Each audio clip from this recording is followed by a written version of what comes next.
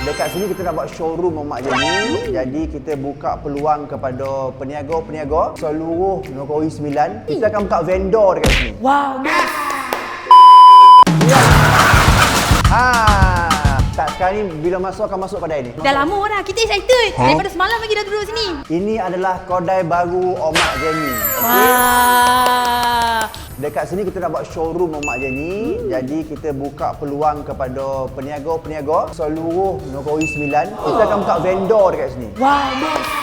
Ini belum siap lagi ni. So segala rak-rak dia kita akan pasang dekat sini. So siapa-siapa yang nak letak barang-barang korang pastikan sodap ya. Kita akan test dulu makanan tu. Kita kalau boleh nak durian krip. Apa lagi yang viral kak? Viral? Vietnam roll.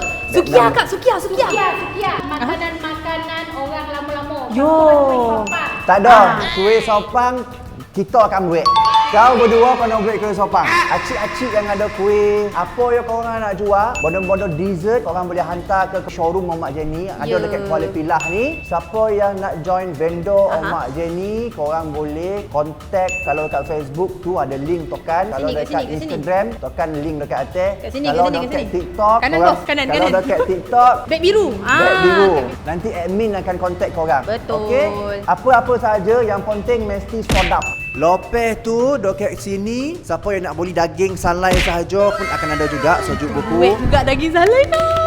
Ramai minta tu kak. Siapa yang nak itik salai sahaja, sojuk boku yang dah salai pun akan ada dekat sini. Maknanya kalau korang nak balik rumah, nak masak sendiri, ada kat sini dalam potek ais nanti bawa balik masak. Bos. Kalau diorang malas nak masak macam mana bos? Kalau malas nak masak, showroom Mak Jenny ni akan ada produk-produk Mak Jenny juga. Ruang ni takkan dia nak letak Mak Jenny daripada hujung sampai ke hujung. Jadi kita buka peluang kepada siapa-siapa yang nak berniaga. Kita akan launching showroom Mak Jenny ni tak lama lagi. Jadi boleh shopping nanti.